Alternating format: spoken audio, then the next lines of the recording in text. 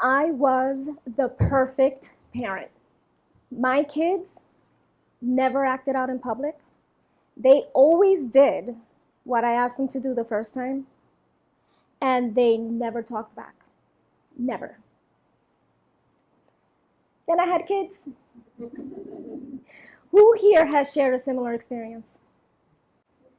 Right. Weren't we in for surprise? Reality is that no one is ever prepared for the challenges that parenting brings.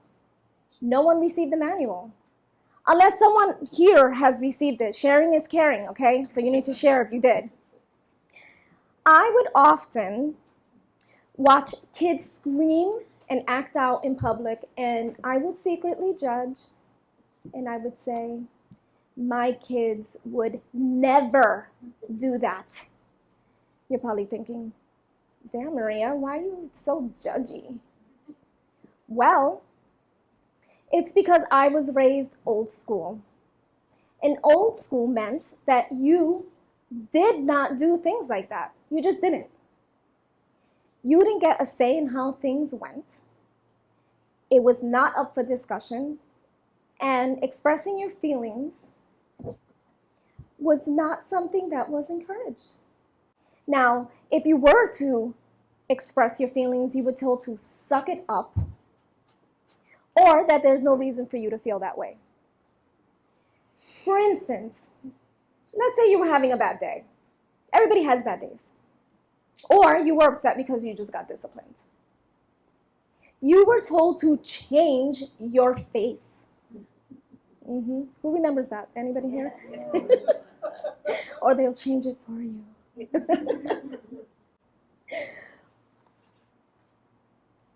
That was hard to hear, right? When you're little, you don't want to hear that. But God forbid you embarrassed your parents by having another adult talk to you or about you. You were definitely in for it. I was a very talkative child. Some would argue that I'm still a talkative adult. But that would mean that growing up, my teachers would constantly switch my seat around because I would just talk too much. That never made sense to me. I didn't understand that. Silly teachers. Didn't they know I was friendly? I was going to talk in any seat they placed me in. However, if that teacher called home, I definitely was in for it. Who here has heard of la chancla? Yes, la chancla is a slipper or a flip-flop that is a method of disciplining amongst some Latinx families to get un chancletazo, or the threat of receiving one meant that you were about to get hit with the said flip-flop, or whatever's closest to them, and that could be a shoe. Oh, la chancla, it has magic. If raised in the air, you would stop dead in your tracks on what you were doing. In my culture, there is very low tolerance for disobedience and disrespect. Do you want to give anxiety to an old school parent? Have them watch reaction videos of kids screaming or hitting their parents. There's one video in particular that sticks with me.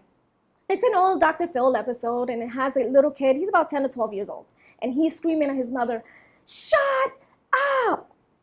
Mom remains calm. I mean, she's upset, but she's calm. And she says, "You can't talk to me that way." Kid continues, "Shut up!" Mom is about to say something, and he lifts his hand. Wow. If I would have raised my hand to my mother, I would be standing here with just one hand. But I digress. So he raises his hand, and he continues to smack his mother across her face. Yeah. Oh. Yes. Wow. The shock. So you know how there's secondhand embarrassment for some people in situations? I had secondhand anger for the mom. I mean, my soul exited my body just thinking about me doing that to my mother. Again, low tolerance for doing that. My dilemma is balancing, or was balancing, the old school with the new school method, like the gentle parenting. I want my kids to fully experience their childhood, but respectfully. However, the high expectations of behaving from childhood has really kept me in a chokehold on letting my kids experience the world, their world, freely. Because I'm often worried about what other people think about me and how my children are perceived. In other words, I don't want to be embarrassed. Do you see the cycle there? It's a cycle. The fear, the true fear is, if I let them be too free, will they walk around with a sense of entitlement and be disrespectful and think that they can talk to me however they want to, or even hit me? I've often gone to bed feeling very guilty about what happened through the day. But I've justified it to myself. I have said, well, I have done the gentle parenting way. I've remained calm, woosah. And I've explained and I've done the warning. That didn't happen growing up. You didn't get a warning. And then my last resort was to go fully old school on them. And when I lost my senses, and that's not the S word I really wanted to use, they would listen. They would listen. My oldest child, when he was growing up, was considered to be the spirited child. Do we all have one of those? Well, when we would fight, he would often leave crying, and I would be left frustrated and angry, followed by an extreme sense of guilt. And I would say to myself, there has to be another way of dealing with these challenges. That thought was solidified when one day I walked in on my kids joking and talking about the belt that I have used sometimes to discipline them. The shame. The shame was heavy, and it still is. That was the moment that I said I would like to become trained as a parenting coach. My household now looks extremely different, and curiosity was the key. When my oldest son was younger, if he got a call from school, he would be yelled at, lectured, and something would be taken away from him. Not too long ago, his little brother, same thing happened, got in trouble in school, but I dealt with it a little bit differently. And my oldest, he's 17, he was being so mean to his little brother. I mean, to the point where I was like, well, if I say, bruh, why are you bullying your little brother? But no, seriously, I thought it was like on the borderline of bullying. He's too old for that. And he wouldn't stop. And normally I would lean in with something differently, but instead I leaned in with curiosity. And I said to myself, why would this 17-year-old be so mean to his little brother? What is his need? I said, Aiden, give me your hands. Look at me in my eyes. And I looked at my son in his eyes and I said, I am so sorry that you didn't get treated the same. I am so sorry that you were treated so harshly. You didn't deserve it. I love you. And I wish I can change the past, but I can't.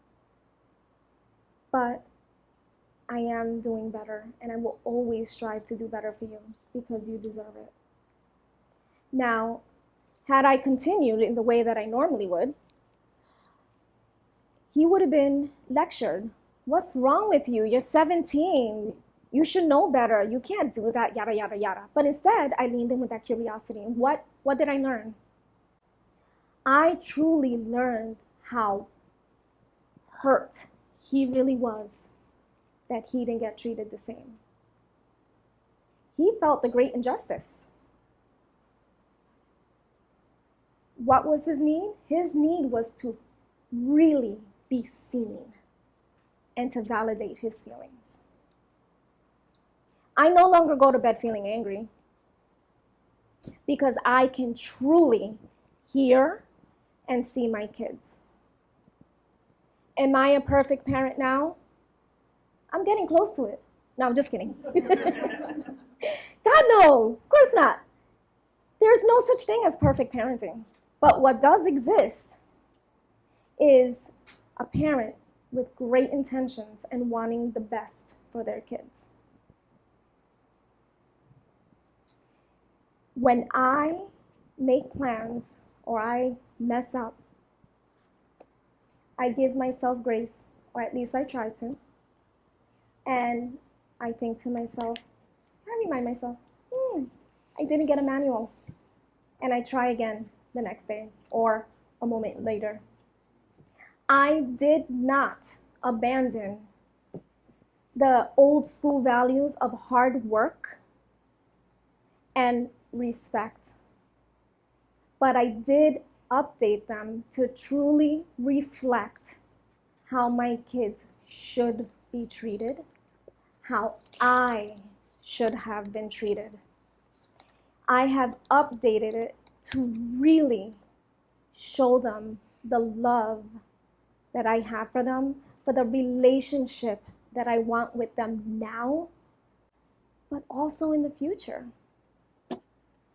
My chanclas now only are good to show off my pedicures.